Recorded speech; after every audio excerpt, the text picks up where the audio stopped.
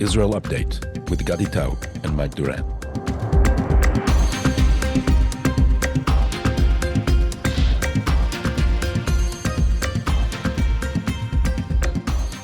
Hello and welcome to Israel Update. It's now a Tuesday, July 16th, 284 days to this war, and what a week it has been. An attempt on Trump's life that failed, an attempt on Mohammed Def's life with a larger projectile that may have succeeded. Is Hamas cracking? The Israeli press is asking. Is a hostage deal around the corner? All that and more I will discuss with my colleague who is on the scene where Trump was almost assassinated. I mean, on the same continent where Trump was almost assassinated, the esteemed Hudson Institute senior fellow, Mike Duran. Hi, Mike.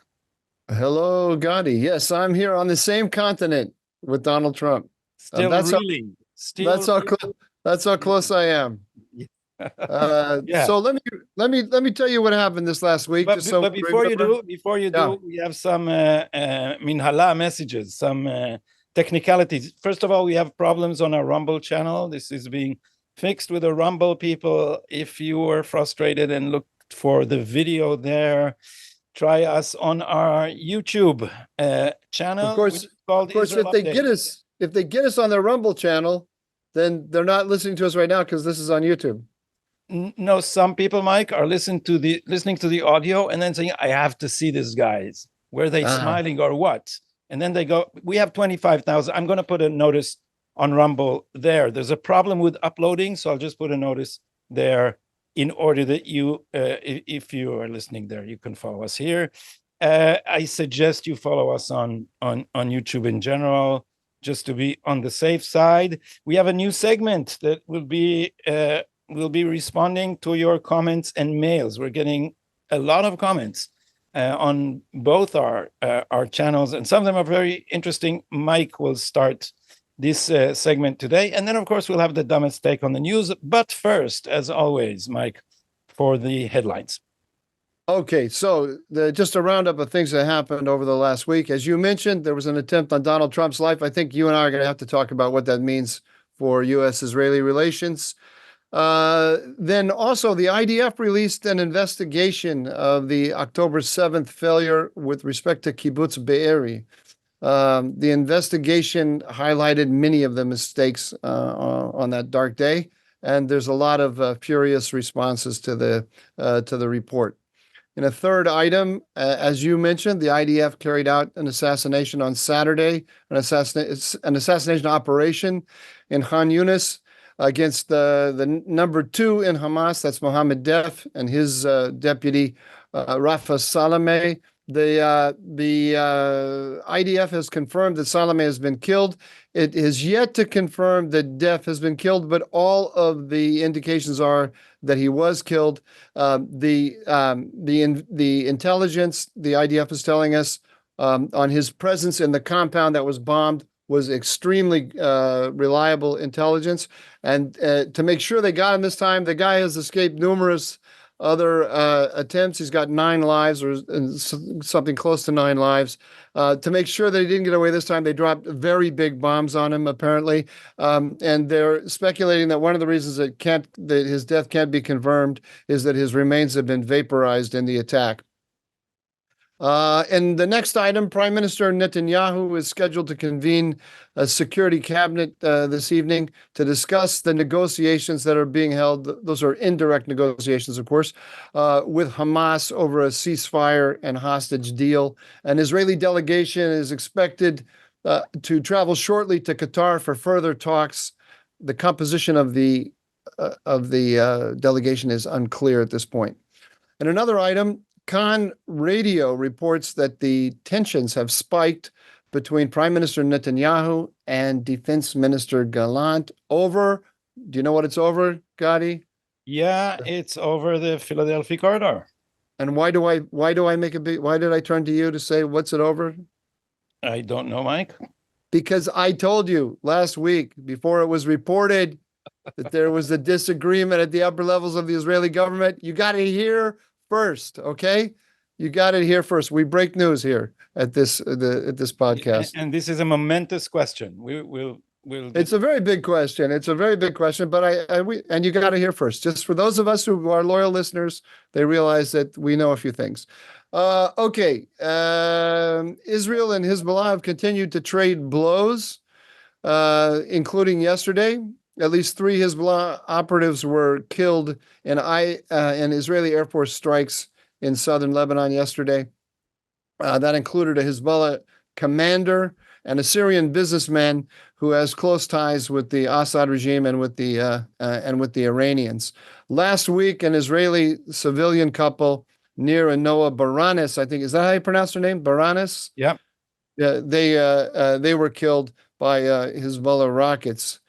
On July 10, the Wall Street Journal reported that the Biden administration released a shipment of 500-pound bombs to Israel. This is one of the shipments that was being held up, supposedly out of concern for civilian casualties in Rafah. Okay, Gadi, over to you. Tell us how is the Trump assassination attempt playing out in Israel? Well, Netanyahu has been complaining for a long time that nobody in the security services, the internal security services, Shabak especially, has been doing anything, or law enforcement and police in general has been doing anything about the wild incitement against Netanyahu.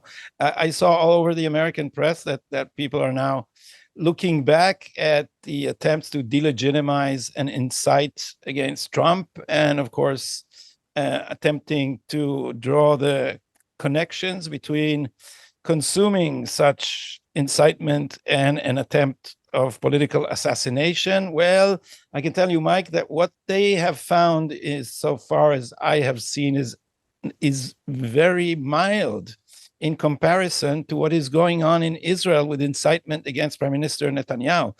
Just recently, a woman said on television, "Shoot him in the head." On television, she was only lamely corrected by one of the hosts of the show. A protester shouted, I think we quoted this before because we showed the video, or we screened it, and you could hear the sound of it. A woman wildly screaming in a demonstration into the microphone, "We are waiting for you with a noose. That's what you deserve." Another said on a conference call on Zoom that Netanyahu is surely bound to end like Ceausescu or Milosevic, who both were, as you know, executed summarily.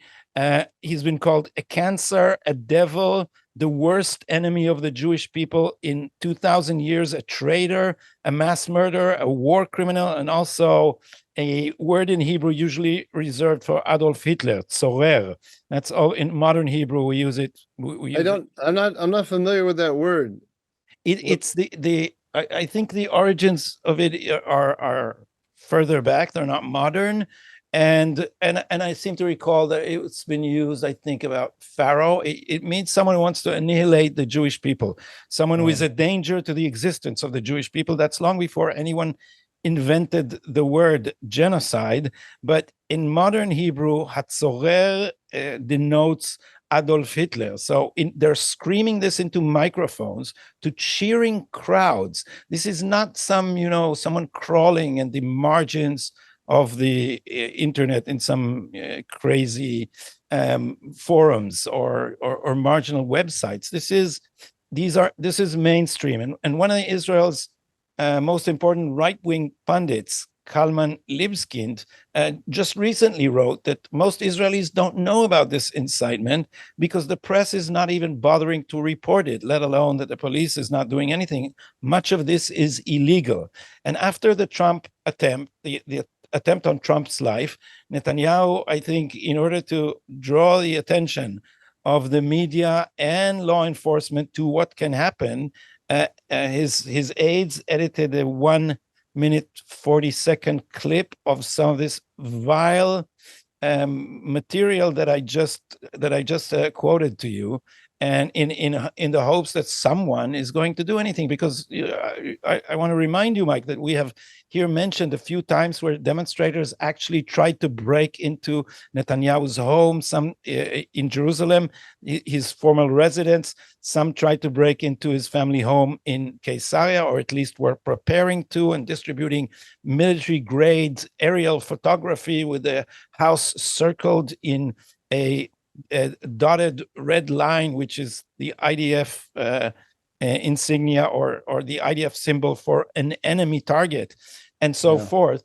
So this has been screened in the cabinet meeting. The press has been complaining that I was gonna say, I assume that it was screened in front of the camera at the opening of the cabinet meeting, and then the cameras showed it, right? So the not just the cabinet ministers, but the public saw this being discussed by the cabinet, right? And a lot of the commentators moaned that Netanyahu. Well, no, this is what I was going to say. My favorite Israeli columnist, Ben Caspit, he devoted an entire column to this, which only tells me that it was probably a very effective statement. Otherwise, Ben Caspit wouldn't have had to spend a whole column telling me how ineffective it was. Am I right? Absolutely, you are right. But I want to correct a mistake, because people are in Israel too are holding their head and saying, how can it be that these same people on the left, who have been preaching ever since Rabin was assassinated, that incitement is dangerous, that words are lethal, that we should take incitement seriously, are so silent about the incitement against Netanyahu? So I want to explain to you, Mike, and to our American listeners, and I hopefully one day to my Israeli colleagues too, that this is a complete misreading of the map, because in the way the narrative of Rabin's assassination was constructed by the left in their mind, the right conclusion from the Rabin assassination is that incitement against Netanyahu is exactly the right thing to do, because the way they have constructed the whole thing is that Netanyahu. There's a phrase in I think the Book of Kings, where it asks, where it is asked, "Thou shalt murder and also inherit." Haratzachta v'gam yarashta. It's in the past in the Hebrew. So Netanyahu has been framed in that way, as a colleague of mine at Hebrew University, Ephraim Podoksik, has said. And why is that so, Mike? Because the Israeli left cannot bear to admit that we don't have partners for peace. And so to put its whole yukra, its whole prestige on the idea that there is a Palestinian partner for peace, and the problem is that the right is blocking our path to peace. And if only we would remove the right from power, then we shall have peace. Just let me unpack that a little bit for people who haven't been following this as closely as you have. The murderer of Rabin was a guy named Yigal Amir, who was a messianic, a right-wing messianic Jew, and the left has blamed since that time Netanyahu for inciting this murder. And so when you say you murdered and you inherited, they're saying that there would have been peace between the Israelis and the Palestinians if Rabin had not been killed. His death, incited by Netanyahu, prevented the peace, and then Netanyahu took power and has used his power to prevent the peace. So if we get rid of Netanyahu now, then we have peace. That's what you're saying, right? Exactly. One small detail you need to add to this, it's that Netanyahu won the election after Rabin was assassinated, to everyone's shock. So the narrative was changed, because in the beginning, Yigal Amir attempted to murder peace. But then when Peres lost the elections, it became Yigal Amir succeeded in murdering peace. Now, the only thing they still needed to do is put the gun in Netanyahu's hands so that he would be the murderer and the inheritor. So after he inherited, they rewrote the past in order, thou shalt thou murder. And the way they did it is, as you say, they said Netanyahu incited against Rabin. And the thing is, Mike, that not only did he not incite to the murder of Rabin, he was the responsible adult who called many times on his followers not to incite. There's a famous video of Netanyahu when someone in the crowd started shouting, Rabin is a traitor, he stopped them and said, not a traitor. He is mistaken, not a traitor. He is a political adversary, not an enemy. We are one people. I'm quoting almost verbatim. And the reason I can be so emphatic is that a radical left-wing journalist named Anshel Pfeffer wrote a book called Bibi, and it's a very hostile biography. But I have to say in his favor that he investigated the question of incitement and reached the conclusion that Netanyahu did not incite against Rabin even in the smallest degree. And so can't be blamed for that. But the truth doesn't matter here, because for them, Netanyahu killed Rabin. So now the lesson we learn from the incitement against Rabin is that Netanyahu is the devil.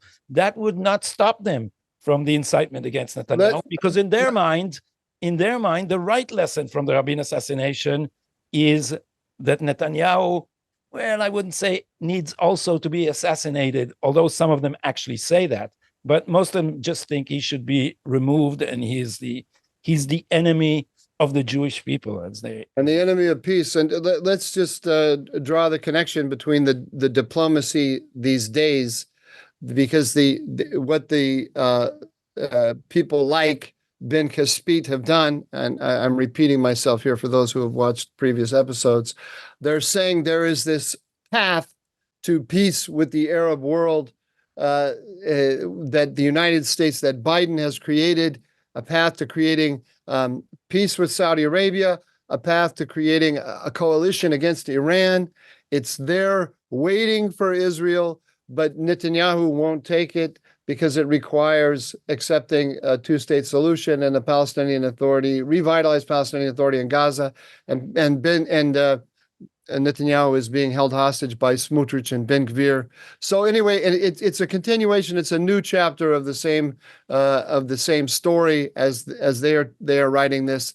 That there's this peace option that Netanyahu is blocking. Exactly. So how is the attempt on Trump's life received, or what is the repercussion? What are the repercussions in the United States and, in your opinion, for Israeli-American relations? Well, the repercussions are huge, in my opinion, and I'm not alone in this. It's not an idiosyncratic opinion. I don't know if it's the dominant opinion yet, but personally, I believe that there was American politics before the assassination attempt and American politics afterwards. I think it's a huge event that has really changed everything here. On the one hand, it has ended all talk for the moment about removing Joe Biden.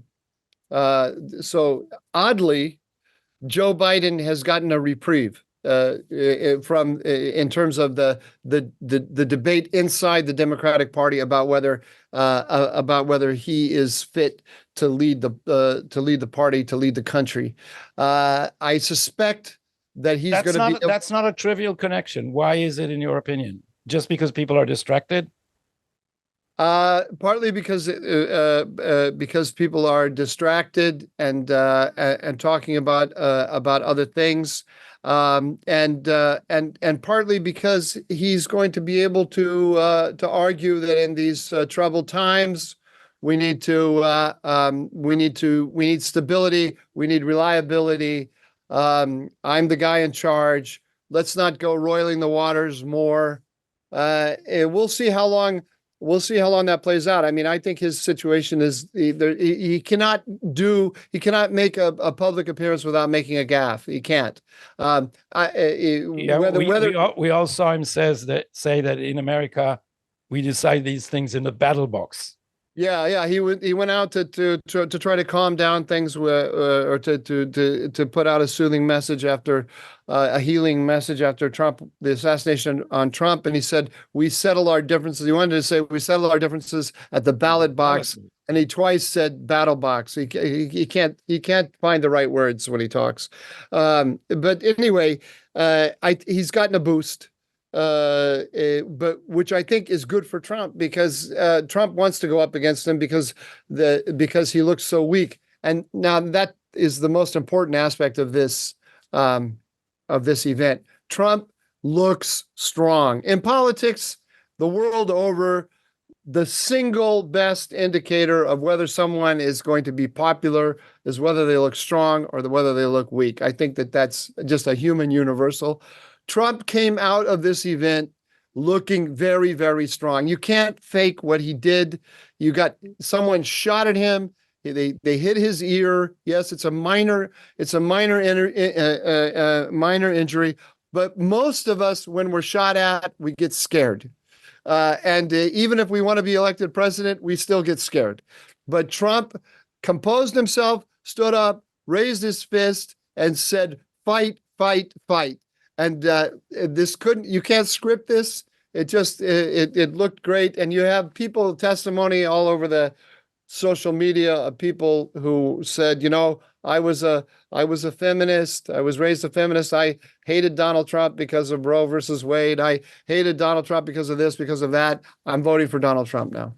So I think my gut tells me that in a week from now, we're going to see an enormous surge in the popularity of Donald Trump. And Joe Biden, by comparison, looks so weak because he is. They can't hide this. He's so weak. So I think Trump gets a huge boost.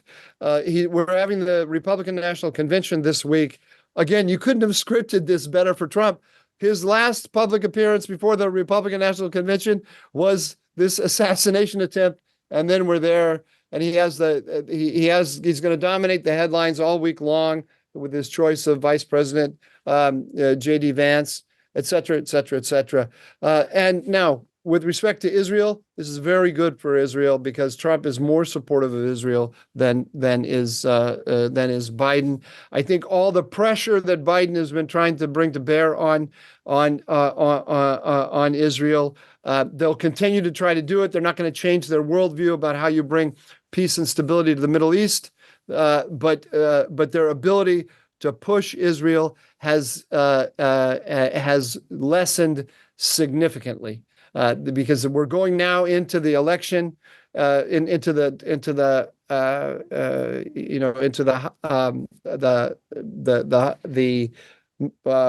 height of the election season. It's going to be very hard in these circumstances for Joe Biden to really come down hard on Israel, which means that Prime Minister Netanyahu can wait out any pressure that the Biden administration is going to put on him. So I think Ben Caspit, in recognizing that the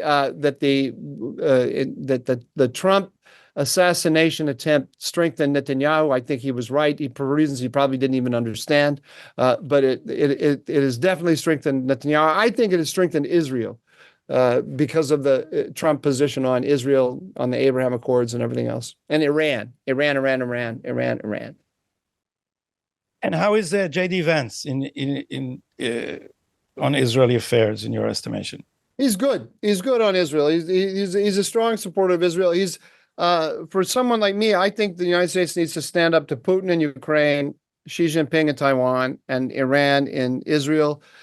He represents the MAGA kind of restraintists. So he's made a big point about thinking that the opposition to Putin in Ukraine is a mistake. But he has one of the points that he made recently was that we shouldn't be giving all that aid to Ukraine. It should go to Israel. So he represents the just gut level right-wing American support for Israel, which I think Israelis can count on, regardless of who's in power. Some of that restraintism is going to lead to a desire to step back from the Middle East.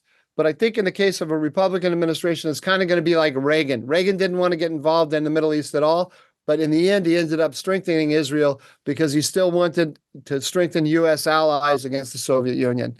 That's what I think we're going into. We're going into a period analogous to Reagan.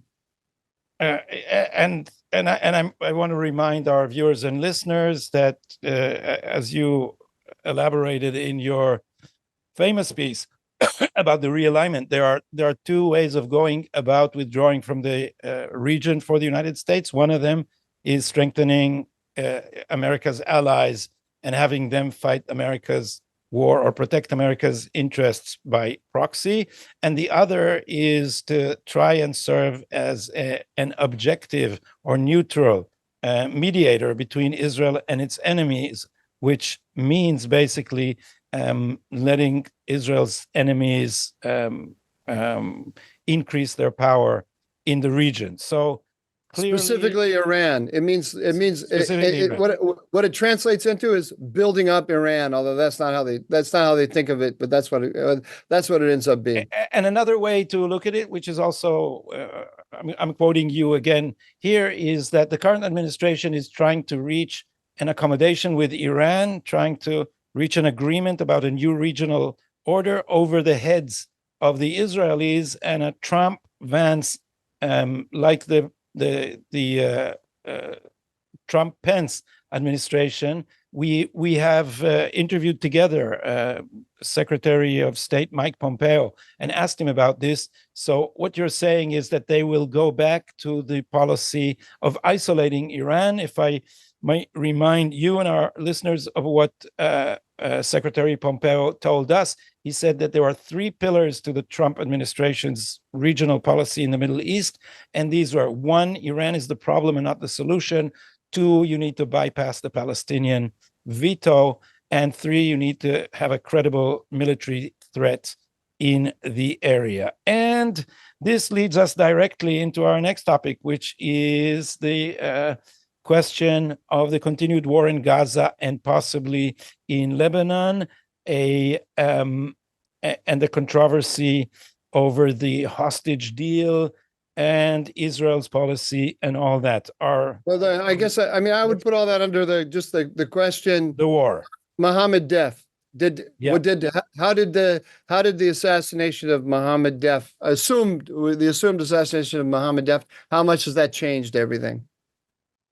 So how do you view this change? Mohammed Deif is the second in command in Hamas. The Israeli press has been reporting that Hamas is experiencing cracks both in its will and in the unity of its ranks. I'm not sure about any cracks in the will of Yahya Sinwar, but as it was reported in the Israeli press, some of his commanders, as well as external Hamas, that is the heads of Hamas outside the Gaza Strip in Doha, in Qatar. So there's disagreement between these two sections of Hamas, and the Israeli press says cracks in the chain of command, that is the commanders under Yahya Sinwar, of which Mohammed Deif was the most senior. Well, the question is, what do those cracks mean? Will we see a softening of the negotiating position over the hostages for prisoners deal? And I don't think we've seen that yet. So I don't. The fact that I don't want to minimize it. I hope it's true. I hope it's true. But the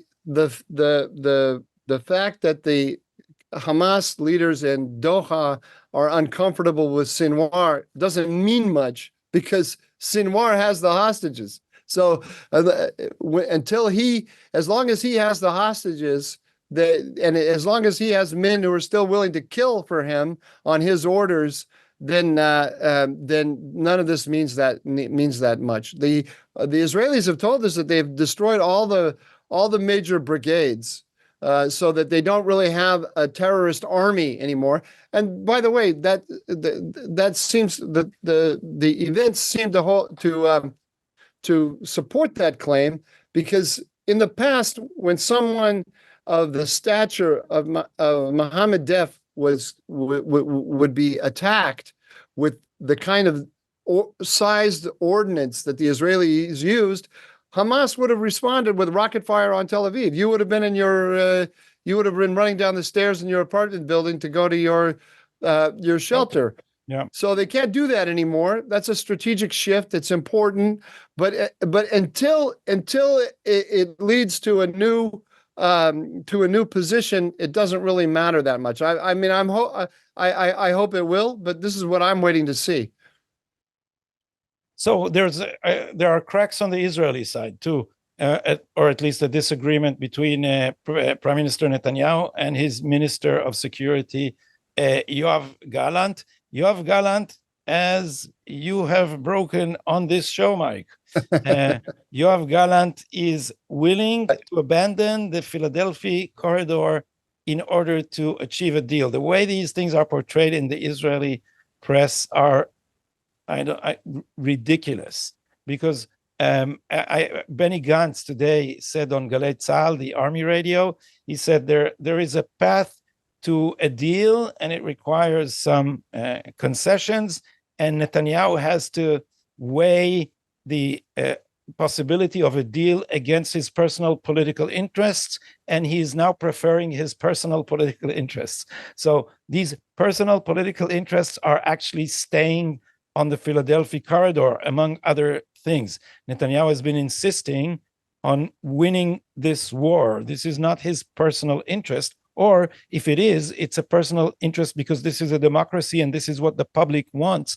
And in order to stay in power in a democracy, you have to satisfy the public and answer their demands. So, for the record, Benny Gantz has been basically towing the line of the lowest, most cynical manipulators on the anti-Netanyahu fringe. But this Philadelphia Corridor is a really big controversy, and the question is Yoav Gallant really making a stand, or is he towing the party line for the anti-Netanyahu crowd as part of a maneuver in order to take down Netanyahu's government?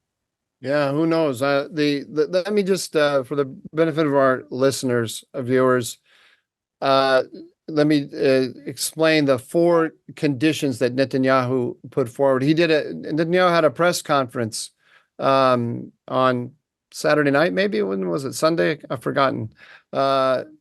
In which he answered some questions. And by the way, in that press conference, I forgot to mention, I wanted to say it in the news. He said explicitly, we know this, but he had never said it explicitly before, as far as I know, that the Americans were withholding weapons in order to force a ceasefire in Rafah. We had never heard that out of his lips before, that we understood that was what was going on, but he said that. He said that he's got 4 conditions. I may get them wrong here. I think I know what they are, though. Number 1, stay on the Philadelphia, maintain security control of the Philadelphia Corridor. That could be interpreted in a number of different ways, but that's number 1. Number 2, no free flow of people back to the northern Gaza Strip. That will include Hamas fighters, so they have to be screened as they go north. Number 3, that the first part of the hostages for prisoners deal should put an emphasis on getting the maximum number of living hostages, so free the living. And number 4, I'm missing the 4th. Can you think of what it is? No, I can't. I can go back to the originals. And the originals were winning the war, which he keeps saying at every press. Oh yeah, no. Continue. That's it. Exactly. Continuing the war until the victory. Yeah. Yes.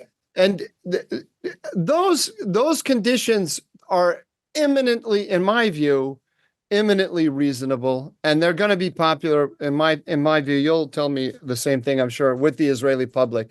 And I find the criticism of it to be really very, very shallow, to be honest. And so Gallant is either playing a political game or taking a stand. But his stand is, it's not just that Netanyahu's position is reasonable. This is, everybody understands that Hamas's lifeline is the underground network of highways for smuggling material and ammunition and whatever else. That's why that's going on. Why what they're claiming and what they're claiming is that there are technical solutions to this problem, because the Egyptians are saying, look, we're not going to open up the border unless there are Palestinians on the other side of this crossing. And what the Israelis are saying, the Israelis who are, and Americans who are in support of pulling the Israeli troops out of the Philadelphi Corridor, are saying is that there are technical solutions to this problem. We don't have to have men on the ground on the Philadelphia Corridor, because we can do it electronically or in some other way. But the whole thing is that there have always been these tunnels, and the Egyptian intelligence has been in cahoots with Hamas to have the tunnels. So give me a break. I mean, that's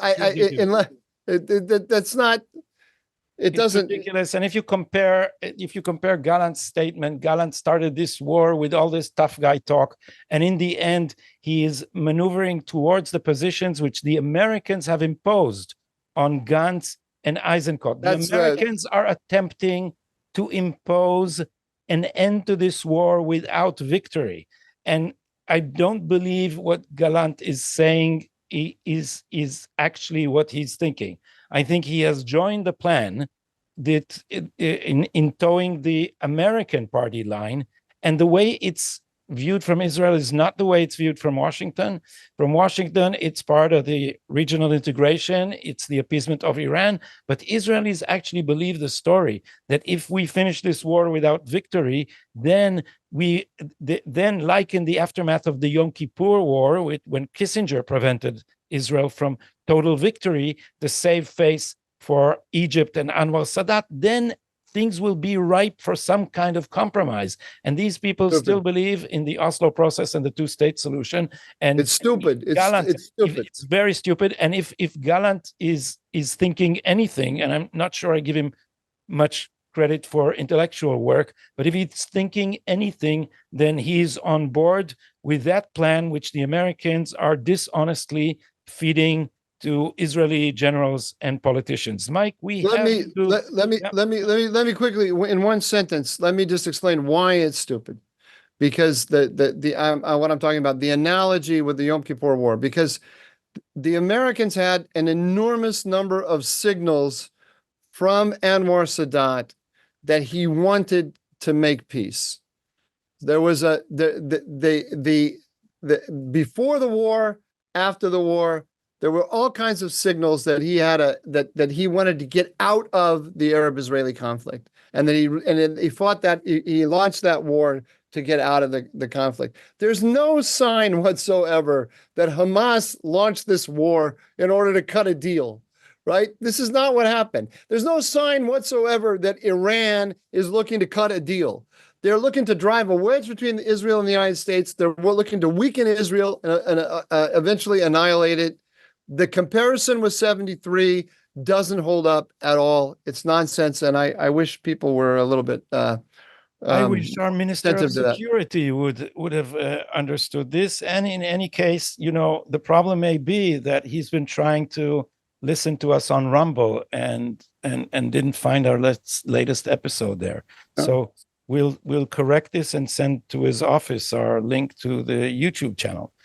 So, Mike, I think we are now at the new segment in which you are going to answer viewers and listeners' mail and comments. It's directly related to what we were just talking about. As it happens, what a coincidence. Yeah. So I read through some of the comments, most of the comments. Many people said many nice things, by the way, and to all of them, I will say thank you. But I got some criticism, Gadi, and I wanted to answer the criticism. Seriously, both in Hebrew and in English, people told me, Gadi's great, but the American guy, he's soft. He's weak. He's weak. He doesn't understand the extent to which the Israeli security establishment is in cahoots against Netanyahu, et cetera, et cetera, et cetera, et cetera, et cetera. And I wanted to make 2 points. These are Israeli viewers who are making that argument. No? Yeah, probably. Either if they're these are people who are surprised, but this show is very popular on my Hebrew channel too. I think I mentioned that. Yeah, so you did. Israelis too are using us as a source. Yeah. Yeah. But it's either an Israeli or an American Jewish person who's very, very, very attuned to what's going on in Israel. I just want to explain myself a little bit because I'm not going to back down on this issue. And there's 2 aspects of it. One is what I think our role is, or my role. I would include you in this, but I'll let you decide what your role is, Gadi. But what's my role in this whole discussion? I am not first and foremost a political activist. We working in a political environment, in a politicized environment. There's a chance that I could end up being an official in the Trump administration. So I have, and I was an official in the Bush administration. So I have my political commitments, but I am first and foremost an analyst. That's what I am first and foremost. And that's where my contribution is. The world is full of political operators these days, and people full of political emotion on social media who are going to go attack people for their political failings. That's not why I'm here. And I have at this particular moment a mission to American supporters of Israel and to Israelis, and that's to get them to understand what the Americans are up to in the Middle East, the whole realignment, their Iran appeasement, and so on, and the pressure they are putting the Israelis under. The Israeli elite cannot talk about this openly. It's the number one thing on their minds, even more than Iran, even more than Hamas and Hezbollah. It's the first question they have when they wake up in the morning is, what's American policy and what can I do within that framework? Maybe it's the second thing on some days, but it's right at the top of their minds, and they're not allowed to talk about it because if they talk about it, they queer the deal with the Americans, and the administration is not talking about it because it doesn't want to admit to its own public the extent to which it is putting pressure on the Israelis and dictating what their options are and aren't. So there are a whole set of very practical questions directly related with the Americans, including resupply of the military, including the Iron Dome, activation of the Iron Dome system, and so on. And I want everyone to understand those calculations. It's too easy sometimes to come in and say, this one, Gallant on the Philadelphi Corridor, a little easier, I think, because this is such a no-brainer, really, it seems to me. But it's too easy to say that the guys in uniform are doing X, Y, and Z because they are insufficiently fervent politically. They might be, and that might be the answer. But I want evidence before I say it, because I'm aware, more than most people, of a whole set of considerations that they have, really serious military considerations that they have that have nothing to do with politics. Yeah, so I'll just add to that Israelis have been traumatized by the long struggle over the reform, and what they have realized. I've just recently interviewed on my Hebrew podcast a guy named Idon Nan, who wrote a book called Baal Habayit, the proprietor, in which he said that the bureaucracy is the proprietor of Israel. And we have seen how the attempt of a legally elected majority coalition to pass a very reasonable judicial reform was ran up against the whole state bureaucracy, from the judiciary to the IDF, and not just former IDF commanders, but also active reservists who have used their positions in the army in order to advance the anti-Netanyahu or anti-right-wing agenda. And they have done that with the silent consent of the actual functionaries who have begun to disobey their political masters, which is horrible in a democracy. And just recently, just so you know the mentality, Dana Weiss, who is a major anchor on Israel's most watched TV channel in the news, said, I don't want generals who just go and shoot at the command of their of the government. What? She wants generals who will screen the commands that they get from the civil authorities. These people think that they are the real proprietors. And Mike, you know this well because you also know Israeli history, and the army has always thought that it is smarter and more responsible than the politicians that come and go. This is what we inherited from the British system of the civil service. Our time is almost up, and we are now to the dumbest takes, and you have a specifically dumb take on it. Oh yeah. Okay. All right. So my dumbest take is after Donald Trump. Well, of course, there's this whole question of incitement. Let me say all of the things that you said about incitement, the debate about incitement in Israel. There's an analogous debate in the United States about incitement toward Trump. There's the Democratic Party was campaigning on the notion that Trump is Hitler, that Trump is a dictator who's going to destroy democracy. The newspaper, the magazine covers, like the New Republic, had Trump with a Hitler mustache. The President Biden tweeted that he's the greatest threat to our, existential threat. I can't remember what the phrase was, but something to the effect that he's an existential threat to our democracy, and so on. And so the right wing immediately, the supporters of Trump immediately connected the assassination attempt to the incitement and said, this is where it leads, directly to this. And so immediately the left wing was on the defensive. And in that context, the dumbest take came from a CNN. I'm looking for her name here as I'm doing this. Pardon me 1 second. Gangle is her last name. I can't think of her first name. Jamie Gangle, a CNN analyst, was talking about the assassination attempt, and she pointed out that when Trump stood up after being shot, he raised his fist and said, "Fight, fight, fight." And she said that, and I'll quote here, I think what we're hearing from people, this is a quote, I think what we're hearing from people is that that's not the message that we really want right now. We want to tamp it down. So, yeah. So they immediately pivoted, and they did it immediately to blaming Trump was the threat to democracy.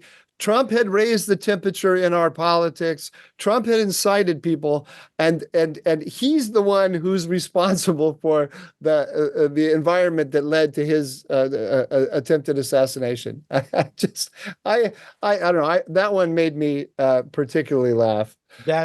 We don't. This is not the message we need right now. My hunch is that these people feel that the ground is shaking underneath them. They know that the old narrative is not going to work, but they don't have a new one.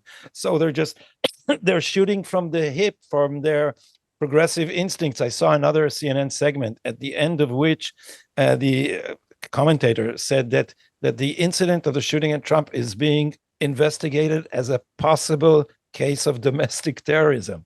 It's a possible case as opposed to PTAs, which are a definite case. For the first, domestic for the first, for the first 24 hours, they wouldn't call it an assassination attempt. They were calling it a shooting. They kept calling it a shooting. And I listened to a reporter on the BBC saying, "Well, when questioned about it, said, you know, we don't actually know what the motive was yet." So we the motive was ear piercing. Yeah. The selling of earrings.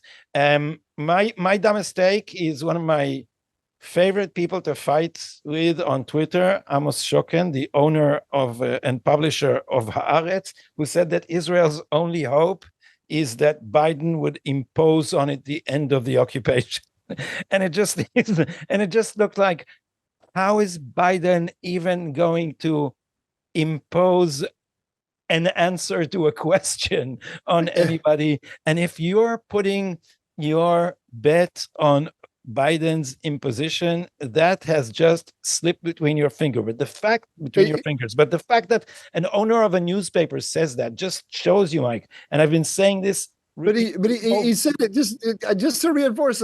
He said it a month. There's been a month of debate in the United States about whether Biden can tie his own shoelaces, and there's a consensus among all, all serious people that he can't. And then Shokin comes out with that. It's crazy. It's hilarious, but it's not just hilarious. It is also another testimony to something that I've been saying on this program for a long time, that the left in Israel is not just anti-democratic, it's also a-democratic. It has just given up on democracy. It doesn't think that it can persuade Israelis to vote for the two-state solution. So what is left of the left, what is the remnants that are still clinging to the idea that we can have peace or at least partition with the Palestinians, those are not hoping for convincing the electorate. They're hoping for an American imposition. I want to on that note, I want to it's not the right person to look up to. I want to suggest to you, I think that the key dividing line in Israel and in the United States today, a key dividing line in our politics, is those who believe in the consent of the governed and those who don't. And it strikes me because I've had all these fights with people inside the Republican Party. I came out in April of 2016. I came out in favor of Trump.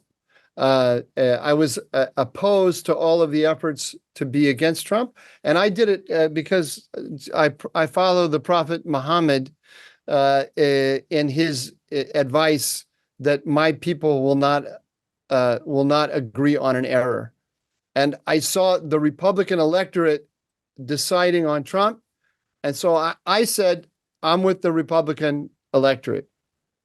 A huge segment of the Republican elite and donor class tried to rejigger it all, and they have been, to call them lukewarm, they've been hostile to Trump. So he's faced the whole onslaught from the progressive left and from the Democratic establishment, but a big segment of the Republican establishment has been playing footsie or in cahoots with the Democratic establishment against him. And I realized in arguing with these people and discussing it that they don't really trust the voters. They don't. Yeah. And I think that's the dividing line. As one professor put it to me, the people, they don't know shit.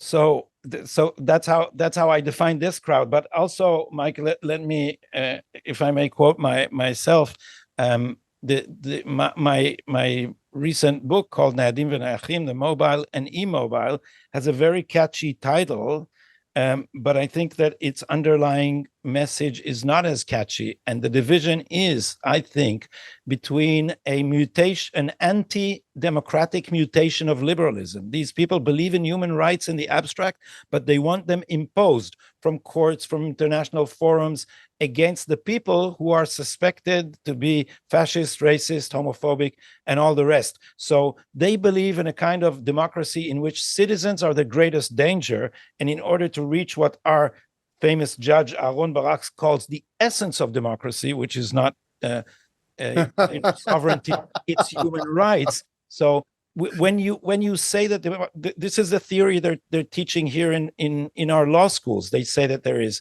an essence of democracy and a procedure of democracy, and the elections are just the process, the procedure, and the essence is human rights. So you see, once you phrase it that way, the next question you ask is, how do I protect the essence from the procedure?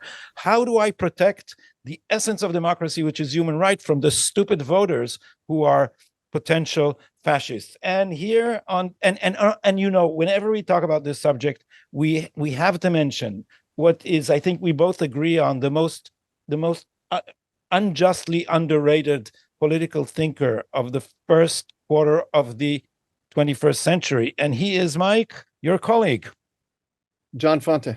John Fonte. There's an interesting interview that we did together with him on my Hebrew podcast, and you can look for it there if you look just for our three names, and you will reach that on Google. This is all from us today. We are going to be here, surprise, surprise, also next Tuesday. So hopefully we'll see you on all channels by that time, including Rumble. Thank you, Mike, for your time. Thanks, everybody, for joining us. And please subscribe to our YouTube channel. אני רץ, יש לי תור אצל רופא עוד 20 דקות בראשון לציון. Okay, just so you know, next Tuesday I'm in California. אתה יכול אבל לעשות את התוכנית משם? אני חושב שכן. מעולה. טוב, ביי ביי. ביי.